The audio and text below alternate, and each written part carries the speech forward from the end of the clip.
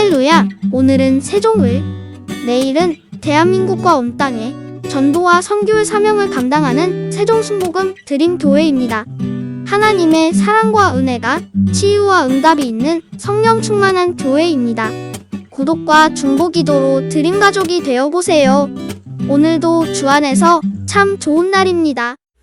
예수 그리스도의 탄생은 신비 중에 신비인 것입니다. 이사야 53장에 보면 예수님 탄생하기 600여 년 전에 이사야는 이 계시를 받고 너무 황당하고 놀라서 우리의 전한 것을 누가 믿었느냐 그렇게 말했습니다. 이사야는 예수님 오시기 600년 전에 예언하시기를 저는 실로 우리의 질고를 지고 우리의 슬픔을 당하였거늘 우리는 생각하기를 그는 하나님께 매맞으며 형벌을 받는다고 생각했다. 그게 매맞는 것이 우리는 하나님께 잘못해서 매맞는 자고 생각했는데 실로 우리의 질고를 지고 우리 병을 짊어지고 우리의 슬픔 마음의 고통을 당했다. 예수님이 십자가의 대속의 제일 처음 시작이 바로 로마의 관청인 빌라도의 뜰에서 매맞음으로 대속이 시작된 것입니다. 39차례 매를 맞고 온 전신에 피투성이가 되고 피가 활활 흐르고 온몸에 부어오르고 열이 불길같이 온몸에 퍼지는 그 고통을 당할 때 성경은 외쳐 말하기를 저는 실로 우리의 질고를 지고 우리 마음의 슬픔을 담당했다. 우리 세상 살아나가면 몸만 아픈 것이 아니라 마음에 슬플 때가 많지 않아요. 참 마음에 슬플 때 많거든. 억울할 때 많고 원통할 때 많고 답답할 때 많고 마음에 슬플 때가 많아요. 오늘날 세상에서 가장 많은 질병이 우울증 환자입니다. 우울증에 걸린 남편, 우울증에 걸린 아내 많아요. 우울증에 걸린 자녀들 너무 입시 공부에 억압을 받아서 우울증에 걸린 자녀들 많아요. 가장 많은 사람이 마음의 우울증, 마음의 극단의 슬픔인 것입니다. 이 마음의 슬픔을 예수님은 채찍에 맞음으로 감당을 하시고 육신의 그 많은 병들을 예수님이 채찍에 맞음으로 감당을 했었습니다. 예수님의 대속은 우리 치료로부터 시작하는 것입니다. 그러므로 치료를 기독교 교회에서 절대 무시할 수 없는 것은 대속의 출발이 치료입니다. 채찍에 맞음으로 대속이 시작되었으니까. 그러므로 병을 짊어지고 마음의 슬픔을 짊어지고 대속을 하셨습니다. 이사야서도 이사야 53장에 제일 먼저 말한 것이 실로 그는 우리의 질고를 지고 우리의 슬픔을 당했거든. 그 다음에는 제가 찔리면 우리 허물을 인하며 제가 상하면 우리 죄악을 인하며 제가 징계를 받음으로 우리가 평안을 누리고 제가 채찍에 맞으면 우리가 나음을 입었도다. 우리는 다 양같이 그릇 행하여 각기 제 길로 갔거늘 야훼께서는 우리의 죄악을 저에게 담당시겠다고 말씀하셨어요. 예수님은 먼저 우리의 육신의 질병을 청산하고 우리 마음의 슬픔을 담당하시기 때문에 여러분 병든 사람도 예수님께 병 고쳐달라고 기도할 때 채찍에 맞은 것을 생각하고 주님이 2000년 전에 채찍에 맞음으로 그 고통 속에 내 병을 다 짊어지고 가셨으니 내 병을 옮겨달라고 기도하고 마음이 슬플 때 어디 갑니까? 슬플 때 예수님 앞에 나가서 울어야 효과가 있지 혼자 울어가는 효과가 없습니다. 앙탈을 하고 싸워봤자 아무 위로도 안 와요. 내가 예수님 앞에 엎드려서 통곡을 하고 울고 주님 내 슬픔 아시지요? 주님 채찍에 맞아서 억울하게 고통당할 때 내 슬픔 아시지요? 주님 실로 우리 질고를 지고 우리 슬픔을 당했는데 주님께서 내 슬픔을 다 제하여 주시옵소서. 어느 자매님이 시집을 가고 보니 시어머니가 무당이에요. 그런데 교회 나간다고 얼마나 핍박을 했던지 그만 그 며느리가 정신분열증에 걸렸습니다. 그 슬픔으로 말미암아 갈등으로 정신분열증에 걸려서 시어머니하고 같이 살 수가 없습니다. 따로 나왔습니다. 그러나 시어머니에 대한 원한이 마음에 사무쳤습니다. 그런데 그를 카운셀링하는 분이 예수님이 채찍에 맞을 때 얼마나 억울합니까? 그래도 예수님이 다 사랑으로 용서해 주었으니 예수님 채찍에 맞으신 공로를 생각하고 시어머니에게 용서한다는 편지, 사랑한다는 편지, 위로하는 편지를 쓰기 시작하십시오. 직접 만나서 말하기는 어렵더라도 편지는 쓸 수 있지 않습니까? 편지에 용서하고 시어머니를 사랑한다고 하고 편지와 함께 선물을 보내십시오. 그래서 그 자매님은 그 정신적인 분열증으로 너무나 고통을 당하면서 시어머니에 대한 용서하고 사랑한다는 편지를 쓰고 선물을 보내기 시작하죠. 희한하게 자기 병이 나아버리고 말한 것입니다. 희한하게 예수 그리스도의 슬픔을 담당하는 은혜가 임하여서 자기 병이 나아버리고, 시어머니도 그 편지를 자꾸 받으니까 마음에 녹아졌으면 무당 때려 치워버리고 예수 믿고 변화받았다는 그 사실을 제가 읽어보았었습니다. 예수 그리스도의 대속은 여러분 절실한 것입니다. 하나님이 사람으로 오셔서 우리를 위해서 채찍에 맞으신 것은 절실한 것 아닙니까? 소설이 아닙니다. 지어낸 이야기가 아니고 거짓부리가 아닙니다. 절실합니다. 우리의 병이 절실하고 우리 마음의 슬픔이 절실한 것처럼 예수님이 채찍에 맞아 고통당한 육체의 고통도 절실하고 마음의 슬픔도 절실한 것입니다. 예수님이 헛되이 매 맞았으면 무슨 소용이 있겠습니까? 무엇 때문에 매 맞고 마음의 슬픔을 당했어요? 헛되이 그랬으면 무엇합니까? 여러분 때문에 그렇게 했다고. 따라 말씀, 나 때문에 매를 맞으시고 나 때문에 슬퍼하셨다. 그러니 내가 어찌하든지 예수님 위해서라도 건강해야 되겠고, 예수님을 위해서라도 마음의 슬픔에서 해방되어 밝고 맑고 환하고 긍정적이고 적극적이고 창조적으로 살아야 될 것 아니겠습니까? 그렇지요? 그리고 예수님의 대속은 채찍에 맞으신 이후로 십자가를 걸머지고 수치와 곤욕을 당하면서 돌로로사 고난의 길을 걸어서 골고다 산정에 올라가서 주님께서 못 박인 것입니다. 성경은 뭐라 합니까? 제가 찔리면 우리 허물이 있냐며. 허물 없는 사람 없습니까? 털어서 먼지 하는 사람 누가 있어요? 여러분, 허물이 얼마나 많습니까? 허물 없는 사람 아무리 찾아봐도 없어요. 우리가 언제나 남의 허물을 바라보고 흉을 보고 우리가 실망을 할 때가 많습니다.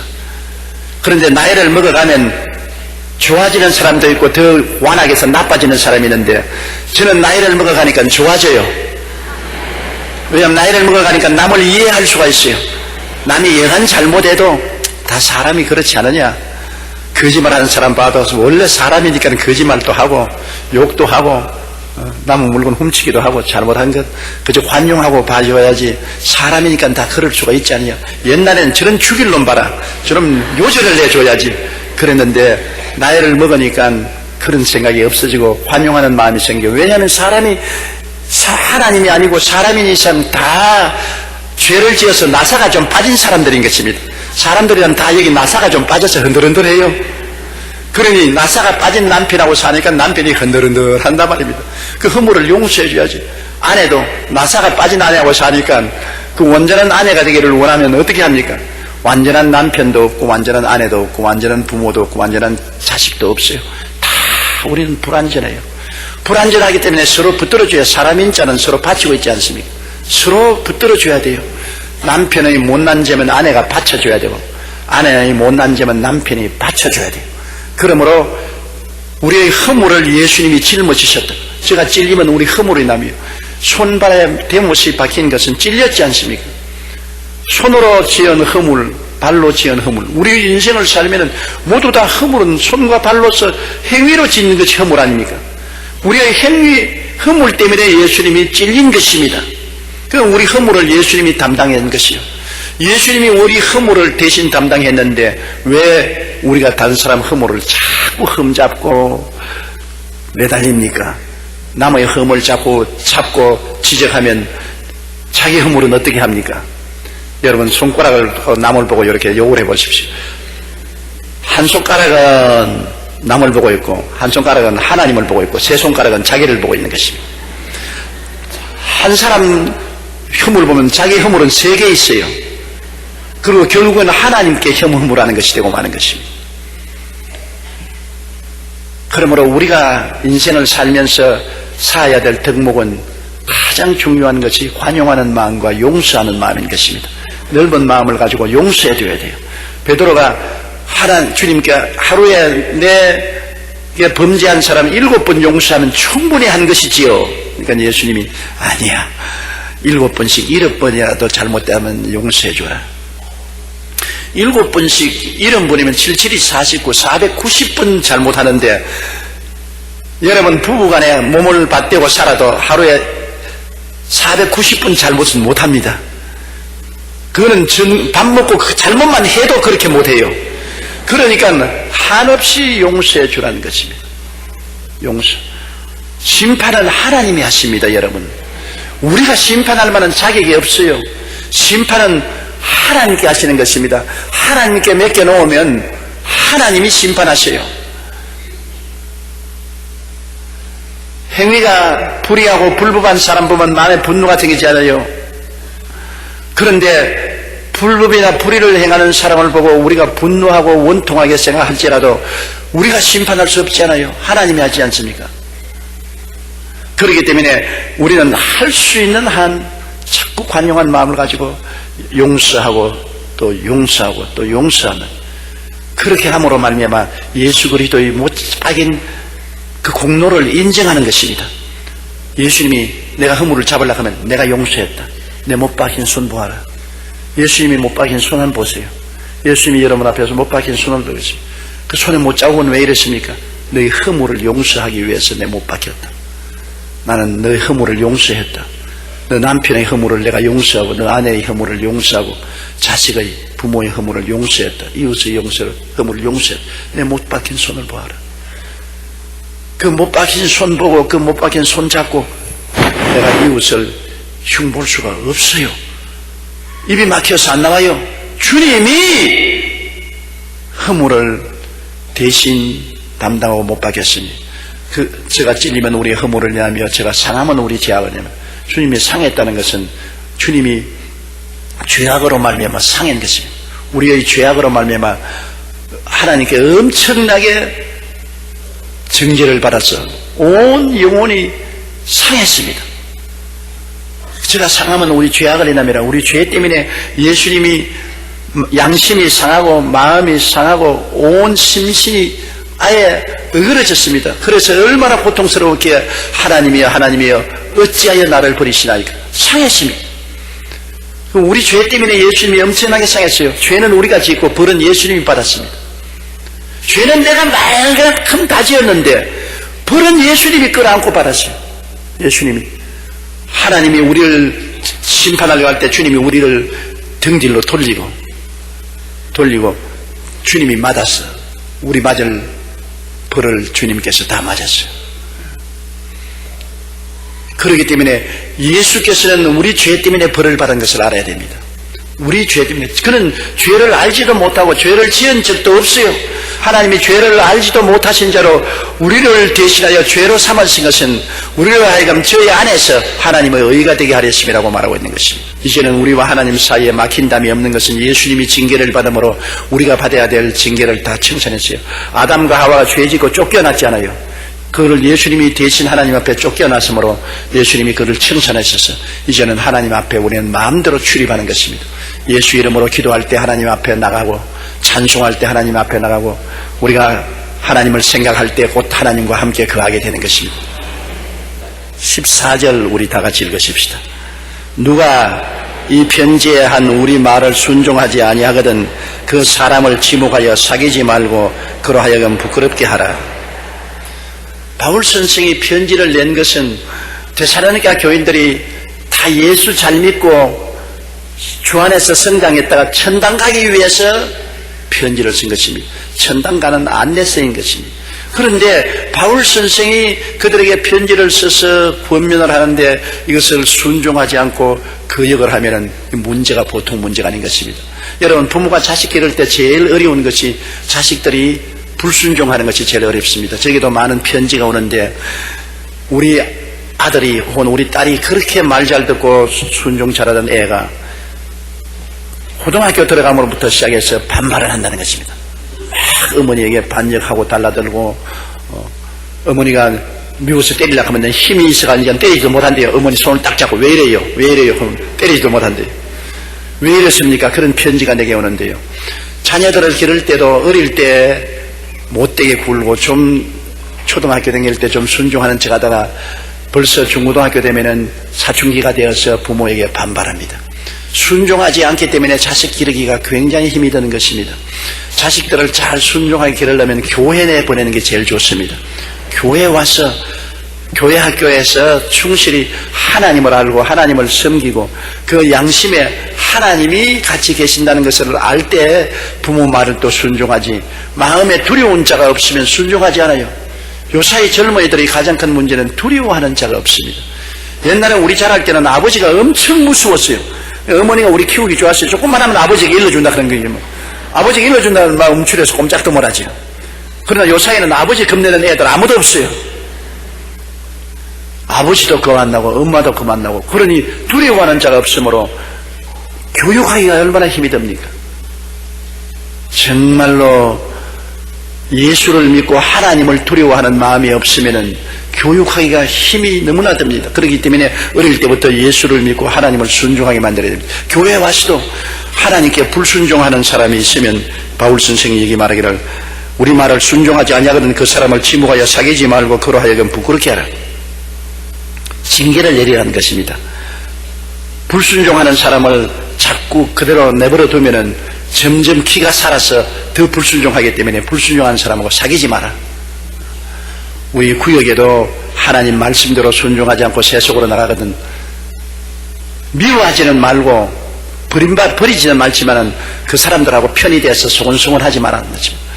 적은 누룩이 큰 떡덩이를 다 부풀어 오르게 하듯이 한 사람이 잘못되면은 그 잘못된 사람이 자꾸 말을 하고 해서 연병처럼 불순종을 퍼지게 하는 것입니다. 여러분, 대중이 잘못되는 것은 좀처럼 없습니다. 소수의 무리들이 일어나서 대중을 잘못되게 하는 것입니다. 소련 공산주의가 될 때 국민 전체가 공산당이 된 것 아닙니다. 소수의 무리가 공산혁명을 일으켜서 대중을 전부 다 사로잡아버리고 말한 것입니다. 오늘 세상에서 데모하는데도 여러분, 사람들이 다 끌려서 데모하지 않아요. 데모 주동자 몇십 명이 그렇게 하는 것입니다. 거기에 끌려 들어간 것입니다. 데모 주동자 몇십 명이 야 데모하자 고함을 치니까 사람들은 얼떨떨결해서 따라가는 거예요. 그 몇십 명만 지켜버리면 일반 군중들은 그만 조용해지는 것입니다. 저도 48년간 목회하면서 우리 교회를 보면 구역에 한두 사람이 잘못되어 가지고서 이단과 사설에 빠져서 잘못된 집회로 가면은 전체 구역인들이 우리 전도사 모르게 목사 모르게 가자. 그러면 일반 양무리들은 너무나 순진해서 그만 따라가요. 그 한 두 서너 사람 잘못된데 그냥 따라가서 이단과 사설에 빠져서 신세망칩니다. 옛날에 저 강원도에서 자칭 엘리야라는 사람이 있었는데 우리 지역장 구역장 몇 사람이 거기에 빠져들어가서 교역장 몰래 소곤소곤 해가지고서 많은 구역원들을 엘리야 동산으로 끌고 가서 가정을 파탄시키고 신앙에 파산을 시킨 일이 있습니다. 그러므로 이 몇 사람이 잘못된 것을 그대로 내버려 놓으면 안 돼요. 여러분, 누룩이 생기면은 빨리 누룩을 제껴야 돼요. 누룩을 제껴놓지 않으면 온 땅 덩어리에 다 퍼져 들어가요. 그렇기 때문에 바울 선생은 순종하는 사람이 있거든 빨리 분리시켜라. 분리시켜서 그 사람으로 하여금 외톨이가 되어서 스스로 불순종하고 살다가는 공동체 속에서 살 수가 없다고 생각하고 회개하고 돌아오도록 하라. 우리는 9 형제간이 자랐으므로 9 형제간이 자라면서 지금 생각해보니까 싸운 것밖에 기억이 안 나요. 형제간이 많으면 얼마나 싸우는지 몰라요. 기가 세어야 살아남지, 안 그러면 살아남지를 못해요. 요사이같이 여러분 잘 사는 세계에서 방도 따로 주고 뭐 음식도 충분히 주면 모르겠는데 그때는 그렇지 않고 한 방에다가 이불 하나에다가 재우기 때문에 한 놈이 몸을 감고 휘돌아버리면 전부 다 배탈 다 나요 그냥. 그러므로 내가 결사적으로 내 입을 잡아야지. 밥도 나는 늘 지금도 생각하는 건 우리 어머님께서 밥상 차려놓고 미리 먹지 마라 부적갱이 들고서 미리 먹지 마라. 그래서 전부 다 젓갈 들고서 탁 쳐다보고 있다가 자 먹으라 하면 맛이 있는지 없는지 생각해 볼 일 없어요. 내가 빨리 안 먹으면 동생들이 다 먹어버리기 때문에. 내가 늘 지금 기억나는 것처럼 우리 밑에 동생이 내가 조금만 집어먹으면 엄마 오빠가 먼저 먹는다. 그렇기 때문에 기가 세지 아니하면 살아남지를 못해요. 딸내 많은 집 딸을 며느리를 갔다 오면 굉장히 기가 세다고요. 살아남기 위해서 연단을 받았기 때문에.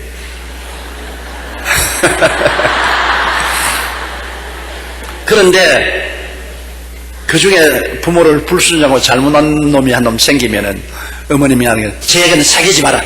쟤는 내버려 놔라. 밥도 같이 먹지 마라.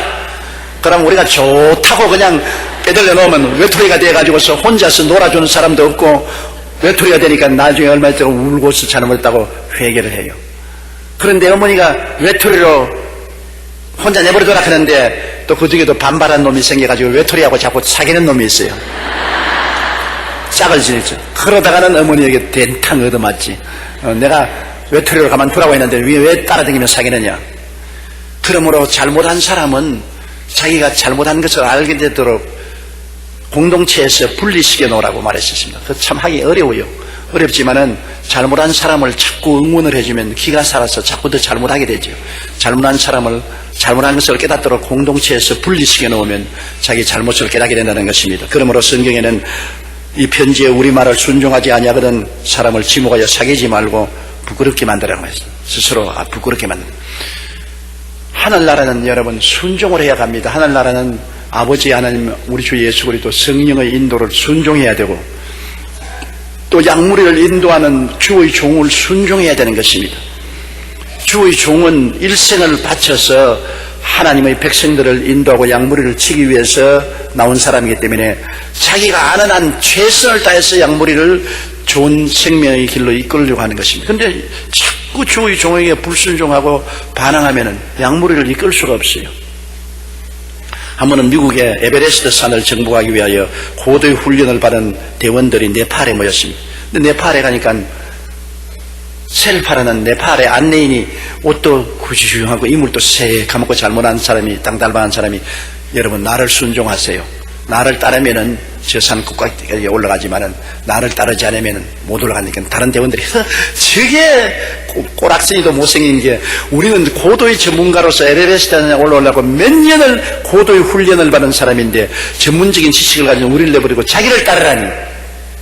그래서 안 따랐습니다. 그러나 거기에 미국 사람 한 사람이 그를 따랐어요. 그 사람 이름이 짐 윗데이크라는 사람인데, 나는 정상에 꼭 올라가고 싶습니다. 당신이 하라는 대로 최선을 다하겠습니다. 왜냐? 그 사람은 알았습니다. 이 셀파는 평생을 에베레스트 산 밑에서 안내를 했기 때문에 어느 곳이 높고 낮고 바위가 있고 위험하고 어느 눈세타가 어려운지 다 알거든요. 다른 대원들은 자기들이 전문 지식이 있다고 셀파를 무시하고 순종하지 않고 자기들 길로 갔습니다. 중간에 조난을 당하고 못 올라갔습니다. 그러나 짐 휘테이크는 미국 사람으로서 처음 에베레스트 산 정복을 했습니다. 왜냐하면 이 셀파를 따라서 순종했기 때문인 것입니다. 길을 아는 사람을 따라가야 돼요. 내가 어릴 때 우리 동리에 그 아버지 이름이 별자인데 그 가족들도 전부 나오면 하면 별자네가 왔다. 애들만 지나가도 별자다. 별자는 별한 사람이란 말입니다. 별한 사람. 뭐 어떻게 여기 장군이 돼서 별 받은 사람 아니고요. 별난 사람. 그 왜냐하면 옛날에 우리 어릴 때는 봄이 되면 산나물 캐러 갑니다. 나무를 캐야 그 나무를 죽을 끓여 먹으니까 동리 사람들이 다 산에 가서 며칠을 산에서 먹고 자면서 나무를 잔뜩 캐가지고서 어깨에 걸머쥐고 지게에 걸머쥐고 옵니다. 그러나 산에 올라가서 나무를 잔뜩 캐고 내려오는데 안내원이 그 산에서 이렇게 내려오는데 그 별자네 아버지가, 아니 나는 안내원 따라갈 필요 없다. 나는 내가 지름길로 간다고. 자기는 다른 사람들 제껴놓고 자기 마음대로 길을 갔습니다. 다른 사람들은 다 안내원을 따라서 돌림길을 걸었지만은 집에 내려와서 그 나무를 전부 말립니다. 대단해요. 끄적대기 깔아놓고 나무를 쫙 그때 끄적대기 얹어놓고 이제 고르지요. 먹을 만한 나무를 전부 다 고르고 있는데, 아니 나무를 고르고 있어도 며칠이라도 이 사람 별자는 안 내려오는 겁니다. 온 가족들이 그냥 놀라고 범에게 물려 죽은가 보다고 동네 사람들이 징을 치고 꽹가리를 울리고 도로 찾아 올라가니까 별자가 길을 잘못 들어서 바위에 미끄러져가지고 다리가 부러져서 들어 누워서 못 내려오고 있어요. 그래서 들것을 만들어서 짊어지고 내려왔습니다. 그때부터 그 사람 이름을 별자라고 붙였습니다. 자기 만들어 별난 짓 한다고. 오늘날 우리 별자가 되면 안 돼요. 순종을 해야 돼요. 아는 길 아는 사람에게 순종을 해야 돼요. 그런데 하늘나라 길은 누가 안내하느냐? 성령이 안내하는 것입니다. 예수님께서 말씀하기를 내가 너희를 고아와 같이 버려주지 않고 성령을 보내겠다고 말한 것입니다. 성령은 우리를 도와주는 도우미로서 우리를 보혜사 항상 함께 계셔서 우리를 도와주시는 분인 것입니다. 그렇기 때문에 우리는 항상 성령님을 인정하고 환영하고 모시도록 의지하고 성령의 도움을 받아서 하늘나라 길을 찾아야 되죠. 인간의 지혜나 총명이나 모략이나 재능을 의지해서는 안 돼요. 우리 주의 종이 설교 준비할 때도 늘 기도를 하고 성령이여 이 말씀을 올바르게 해석하게 돼요. 하나님 말씀을 잘못 해석하면 큰일 나죠. 길을 잘못 들어가니까 성령이 올바른 길로 해석해달라고. 왜 주의 종이 신학교 가서 4년 동안 공부합니까? 성경을 올바르게 깨닫게 하기 위해서 신학을 공부하는 것입니다. 잘못 해석해서 양떼들을 잘못 인도하면 큰일 나지 않아요. 그러므로 신학교에 들어가서 신학적으로 길을 잘 아는 교수들을 위해서 길을 잘 배우는 것입니다. 올바른 길을 배워가지고서 그래서 양무리를 인도하죠. 신학교를 공부하지 않고 나는 뭐 신학 같은 거 필요 없다 내 마음대로 한다고.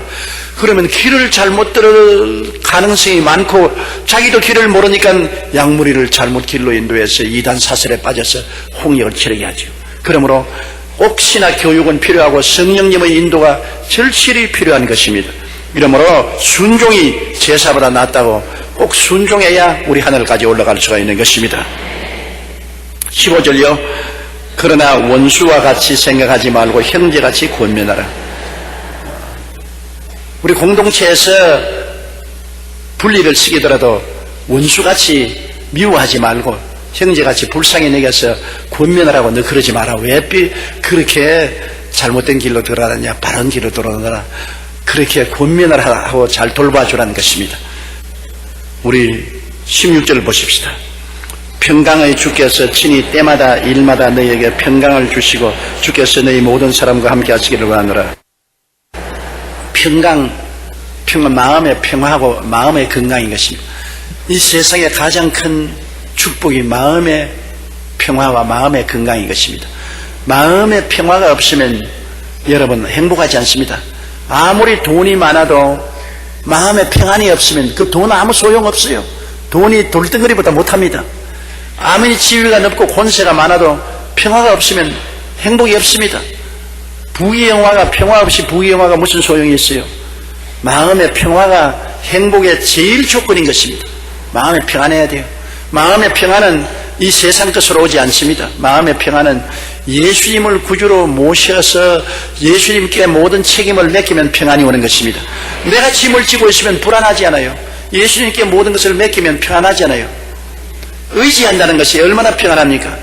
나는 지금도 생각하면 우리 어머님이 옛날에 밤중에 화장실에 가려면은 집에서 화장실이 굉장히 멉니다. 옛날에는 사돈집하고 화장실은 멀면 멀수록 좋다 그렇게 말했는데 화장실이 굉장히 멀어요.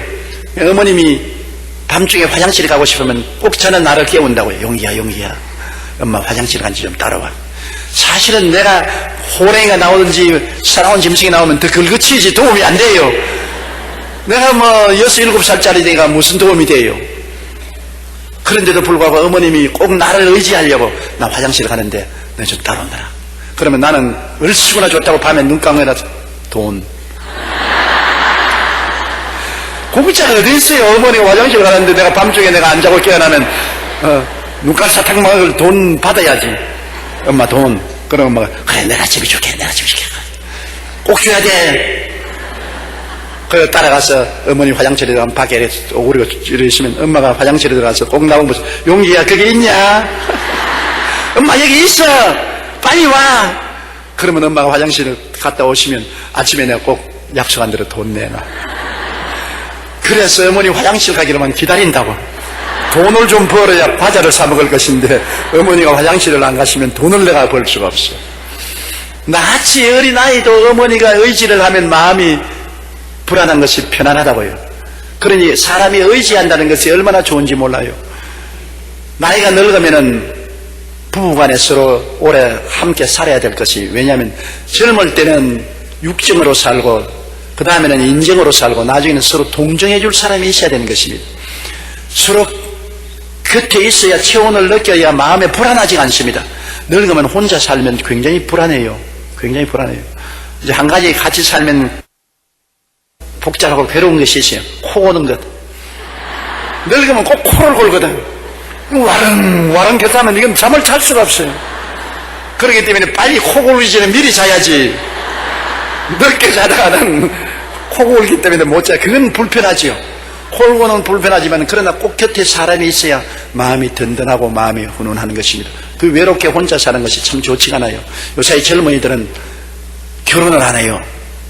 왜 결혼하냐? 결혼하라고 하면, 아이고, 결혼하면 남편 자꾸 간섭하고, 아내, 어디 갔다 왔느냐, 몇 시에 왜 들어오지 않느냐, 뭐냐, 간섭하니, 혼자서 돈 벌어서 깨끗하게 살기 좋다.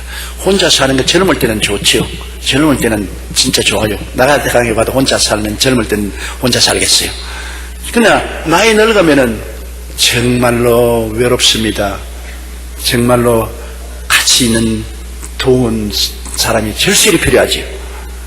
그런데 하나님이 같이 계시면 이야말로 대박이 터졌지. 왔다지요.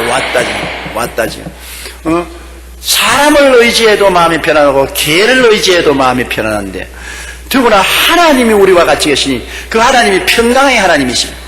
우리를 사랑하고 하나님 자체가 평강의 하나님이니 우리에게 평화와 마음의 건강을 주시는 하나님이 우리와 같이 계시니 편안하지요.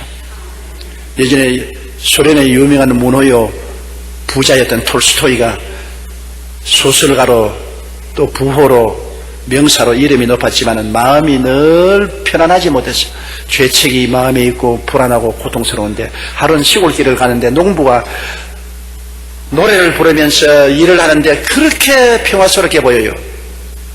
그래서 노인장 한 가지 묻습니다. 당신 보니까 노동하는 사람으로서 별로 수입도 많지 않고 중노동을 하고 살면서도 왜 그렇게 평안하고 즐겁습니까? 그러니까 여보, 나는 예수님이 마음속에 있어. 예수님께 기도하고 내 짐을 다 맡기고 예수님과 함께 노동하니 이렇게 마음이 편안하다고. 톨스토이가 거기에 크게 느꼈습니다. 그 농부보다도 월등하게 교육도 많이 받고 학문도 많고 유명한 소설가고 지위도 있고 명예도 있고 돈도 있는 사람이지만은 그 겸허한 농부가 마음에 가지고 있는 평화가 돈이나 지위나 명예를 주고 바꿀 수 없는 귀중한 것이었습니다. 그래서 톨스토이가 그때로부터 진실로 성경을 읽기 시작하고 회개하고 예수님을 발견하게 되고 예수를 믿고 의지하고 비로소 자기 마음속에 참 평안을 얻었다는 것입니다. 참 평안은 예수님과 만남으로 얻을 수가 있는 것입니다. 예수님 근처에 구경만 해서는 안 되는 것입니다. 예수님을 나의 구주로 모시고 예수님께 내 일생을 맡겨버리면 예수님이 나를 책임져 주시는데 하늘과 땅을 지으신 예수님이 나를 책임져 주시는데 내가 왜 평안하네요? 하나님을 사랑하는 자 곧 그 뜻대로 부르심을 입은 자들에게는 모든 것이 합력하여 선을 이루나니라. 주님이 책임지어서 선을 이루어 주실 것이니 주님께 의지하고 나가면 평강을 얻을 수 있는 것입니다. 그러므로 바울 선생은 여기 말하기를 평강의 주님께서 친히 때마다 일마다 너에게 평강을 주신다. 때마다 일마다 주님께 책임을 맡기고 의지하니 주님께서 마음의 평강을 주시고 또 평강을 얻은 한 사람이 두 사람이 되면 더 평안하고 세 사람이 되면 더 평안하고 평안을 가진 사람이 뭉칠수록 평안의 불길은 더 타오르기 시작하는 것입니다. 기독교 신앙은 공동체 신앙입니다. 혼자 믿는 것이 아니라 항상 두세 사람이 내 이름으로 모인 곳에 나도 너희와 같이 있다. 공동체 신앙입니다. 그러므로 한 사람이 평강을 얻으면 두 사람, 세 사람이 함께 평강을 얻게 되고 평강은 넘쳐나게 되는 것입니다. 17절요. 나 바울은 친필로 문안하노니 이는 편지마다 표시로서 이렇게 쓰노라. 바울 선생은 하도 험한 삶을 살았습니다. 요사이 같이 비행기를 타고 자동차를 타고 선교 여행을 해도 굉장히 괴로워요. 제가 근 30년 동안 선교 여행을 했기 때문에 엄청나게 괴로워요. 지금은 선교 여행 가라 하면 겁이 나요. 엄청나게 시차도 맞지 않고 잠자리도 달라지고 환경도 다르고 또 거기에다가 복음을 전가해야 될 무시무시한 정신적인 압박, 마음의 부담이 있고 피땀을 흘리게 되는 것이 선교여행인 것입니다. 근데 그 당시에는 비행기도 없고 차도 없고 걸어 다녀야 되고 돛담배 타고 풍랑을 만나고 배도 파손되기도 하고 위험이 많습니다. 그런 가운데 헐벗고 굶주리고 고생을 많이 하고 또 바울은 엄청나게 매도 많이 맞고 감옥에도 많이 들어가고 고통을 당하기 때문에 나이 늙어서 몸이 쇠약해졌습니다. 더구나 더 눈이 어두워지고 손이 떨려서 글을 잘 쓸 수 없었어요. 바울의 연로왔을 때는 전부 편지를 제자들이 대필 했습니다. 바울이 입으로 구술하면 대필을 하고 사인만 자기가 하는데 바울이 손이 떨리니까 사인도 올바르게 못하고 덜덜덜 떨면서 사인을 했죠. 그러나 그것이 표적이 되었습니다. 많은 사람들이 바울을 흉내내어서 자기들이 바울이라면서 가짜 편지를 써서 보내어서 잘못 인도하기 때문에 바울이 꼭 편지를 쓰고 난 다음 내 편지는 내 사인이 있다. 내 특수한 사인을 보고 이게 내가 편지한 것을 알라고 그렇게 말한 것입니다. 가짜를 믿지 말고 진짜를 따라가라. 진짜가 있으면 가짜가 꼭 있습니다. 여러분, 돈도 가짜 돈이 있지 않아요. 진짜 돈이 있기 때문에 그거를 흉내내는 가짜 돈이 있고, 더구나 명품, 요사이 길거리 다니면서 젊은 애들 명품이라고 차고 다니는데 다 가짜예요. 진짜 명품은 얼마나 돈이 비싸다고요. 하나에 수백만 원씩 하는 걸 어떻게 젊은 애들이 차고 다녀요. 그 요구가 있기 때문에 그 명품을 가짜로 만들어 가지고서 값싸게 팔아서 걸머쥐고 다니지. 그렇기 때문에 복음이 얼마나 귀하고 귀한 복음 아닙니까? 그렇기 때문에 가짜가 많아요. 목사도 가짜 목사가 많고, 주의 종도 가짜 주의 종도 많고, 복음도 가짜 복음이 많아요. 조심해야 돼요. 정말로 우리 영혼의 문제이기 때문에 우리는 정식적인 교파와 인정된 교파와 인정된 교회에 등록해서 교인이 돼야지, 뜨돌이 교파도 없고 인정도 못 받는 사람이 나 특별한 계시 받았다고 나가서 외치는데 따라다녔다가는 배가 망신하기 딱 좋습니다. 18절요. 우리 주 예수 그리스도의 은혜가 너희 무리에게 있을지어다. 은혜는 예수 그리스도로 말미암아 오는 것입니다. 은혜는 하늘에서 내려오는 단비와 같습니다. 은혜가 우리에게 쏟아져서, 은혜는 우리에게 없는 것입니다. 사람에게는 없는 것입니다. 은혜는 향수와 같습니다. 주님 이름으로 기도할 때 성령으로 우리에게 은혜를 주시면, 은혜가 오면 마음에 기쁨의 은혜도 오고 평안의 은혜도 오고 기도하는 은혜도 오고 담대해지는 은혜도 오고 약할 때 강하게 하는 은혜도 오고 실패할 때 축복하는 은혜도 오고 못 참을 때 참게 하는 은혜도 오고, 은혜는 하나님 아버지께로부터 예수 그리스도를 통해서 우리에게 하늘에부터 빛처럼 내려 쏟아지는 것입니다.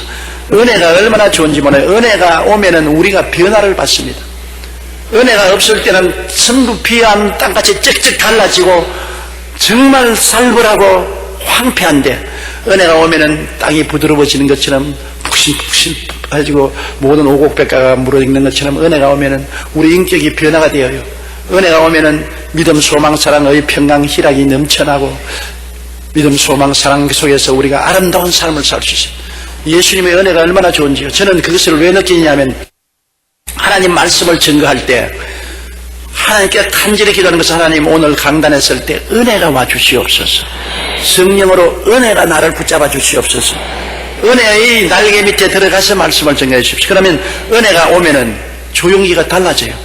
내가 봐도 내가 달라져요. 내 생각이 달라지고 내 말이 달라지고 내 음성이 달라지고 내 모든 것이 달라져요. 아주 마음이 부드러워지고 기뻐지고 광채가 나고 하늘의 영광이 같이 합니다. 그러나 미처 그런 은혜를 받을 기도를 못하고 그냥 대략 준비해서 나오면, 준비는 잘했지요. 신학적으로, 문학적으로, 설교학적으로 준비는 잘해 나왔지만 은혜가 없습니다. 은혜가 없으면 마음이 쩍쩍 갈라진 땅같이 되어서 아예 그냥 마음의 목소리도 갈라지고 마음도 갈라지고 음성도 갈라지고 생각도 어지럽고 도무지 하나님 말씀이 증거되지 않은 고통을 느끼는 것입니다. 은혜가 없으면 그렇게 돼요. 찬송을 부를 때도 그렇지 않습니까? 은혜가 오면은 마음이 굉장히 부드러워지고 좋아지지 않습니까? 은혜가 오면은 마음이 축축한 비를 만난 것처럼 좋는데, 은혜가 없고 딱딱하면 목에 새소리가 나오고 찬송도 안 나오고 오히려 고통스럽는 것입니다. 설교를 들을 때 하나님의 은혜가 오면은 마음이 부드러워지고, 마음이 부드러워지면 몸도 부드러워지는 것입니다. 은혜를 받으면 부드러워져요. 내가 늘 그런 그 말 하지 않습니까? 옛날에 부산에서 밤에 철야기도 하는데 운동장에서 얼마나 추운 겨울인데 천막을 치고 부흥회라는데 내가 그 천막을 지킨다고 가만히 되게 들어주는데 너무 잠이 안 오니까 간증을 하잖아요. 그때 밤을 안 자고 엎드려 있다가 일어나서 간증하는 사람들, 얼마나 팔자가 기구한 사람들이 엎드려 있다가 간증하잖아요. 간증하는 것이 전부 다 유치해서 들을 수가 없어요. 그런데 그 아주 시골 경상도 사람이 나와서 간증하는 것 지금도 내게 정리합니다. 여러분이요, 나마 요번 집회 와서 은혜 안 받았는지요? 은혜를 받았는데요, 은혜 받고 나니까 막 손이 되게 부드럽습니다. 막 손이 부들부들합니다. 아이고, 내가 그 소리를 듣다가 막 속으로, 아이고, 저런 무식한 사람을, 아이고, 무식이 땅보다 더 두껍다. 그냥 은혜가 그냥 마음으로 오는 것이 무슨 은혜가 왔는데 손이 부드럽다니. 그러다 계속해서 말하는데 손도 부드럽고요, 막 얼굴도 만지면 부들부들하단 게요. 막 부들부들하고 막 얼마나 좋은지 모르겠습니다. 은혜 받아 있어, 은혜 받아 있어. 내가 젊을 때니까 몰랐어. 너 같은 은혜 안 받는다 나는. 아이고, 무식하다. 그랬는데 제가 주의 종이 되고 하나님 말씀을 증거하다가 보니까 와, 은혜가 오니까 마음도 부드러워지고 손도 부들부들, 손이 부드러워져요. 얼굴도 만지면 부들부들. 이 나이를 먹으면 여러분 손이 뻣뻣해지지 않습니까? 어린애들은 부들부들하지만은 이 나이 늙은 우리 형제 자매 여러분 손이 다 뻣뻣하지 않아요. 손이 뻣뻣해. 은혜를 받으면 나긋나긋나긋해져요. 이런 나긋나긋나긋나긋나긋나긋 부들부들부들. 나는 그때마다 그 경상도 촌놈이 생각이 나요. 와, 그분이 신학도 모르고 철학도 모르고 과학도 모르는 무식한 사람이었지만은 진짜로 하늘나라에는 달통한 사람이었구나. 은혜를 받았어. 부드러워졌다. 정말로 부드러워져야 돼요. 은혜를 받아서 인품도 부드러워져야 되고, 말도 부드러워지고, 표정도 부드러워져야 되고, 행동도 부드러워져야 되고, 몸도 부드러워져야 돼요. 그래서 은혜 받은 사람하고 살아야 돼요. 남편도 은혜 받아야 돼요. 아내도 은혜 받아야 되고요. 성도도 은혜 받아야 돼요. 그래야 부들부들해야지 뼈가 부딪히는 딱딱한 소리가 안 나는 것입니다. 은혜 안 받으면 뼈가 부딪혀서 딱딱 해서 부딪히기만 하면 아이고 아파라, 아이고 아파라, 아이고 아파라. 왜 이렇게 아프냐? 물러가라. 은혜가 부딪히면 부들부들, 부들부들, 부들부들, 푹신푹신, 푹신푹신 이렇게 좋은 것입니다. 그런데 이 은혜가 예수 그리스도를 통해서 하늘에서 쏟아지는 것입니다. 우리가 하나님께 기도하면 하나님은 언제나 우리에게 은혜를 주어서 이 살벌한 세계를 살아갈 수 있는 힘을 주시는 것입니다. 은혜가 없이는 살아갈 수가 없어요. 은혜가 있어야 이 살벌한 세상에서 평안을 가지고, 미움이 꽉 들어찬 곳에 사랑을 가지고, 슬픔이 있는 곳에 기쁨을 가지고, 불안이 있는 곳에 평안을 가지고, 고통이 있는 곳에 마음의 안심을 가지고 살 수가 있는 것입니다. 은혜, 이것은 예수 믿는 사람들만이 가질 수 있는 특권인 것입니다. 안 믿는 사람에게 은혜는 안 와요. 만나가 이스라엘 백성들에게만 임한 것처럼 은혜는 예수 믿는 사람에게만 임하는 것입니다. 예수 믿고 하나님께 순종하고 기도하고 찬양하는 사람에게는 매일 은혜가 임하는 것입니다. 그러므로 이스라엘 백성이 매일 아침에 만나를 거둔 것처럼 여러분 매일 아침에 하나님께 기도드림으로 은혜를 거두시기 바랍니다. 은혜는 매일 주시는 것입니다. 하나님은 은혜를, 여러분이 말씀을 읽고 기도하면 만나를 거두듯이 은혜를 늘 받아서 그날 일용할 은혜를 받아서 은혜 가운데 살아갈 수가 있는 것입니다. 은혜 없이 사는 신앙생활에는 생지옥인 것입니다. 은혜 없이 세상에 사는 것은 고달프고 괴로운 것입니다. 그러나 이 땅을 천국으로 만들고 살만한 곳으로 만드는 것은 은혜의 만나를 받아 먹어서 그렇게 되는 것입니다. 은혜의 만나는 특정한 사람에게만 주는 것이 아닙니다. 이스라엘 백성 모든 사람에게 만나를 주신 것처럼 예수 믿는 모든 사람이 주님을 기대하고 나가서 엎드려 기도하면 은혜를 받게 되는 것입니다.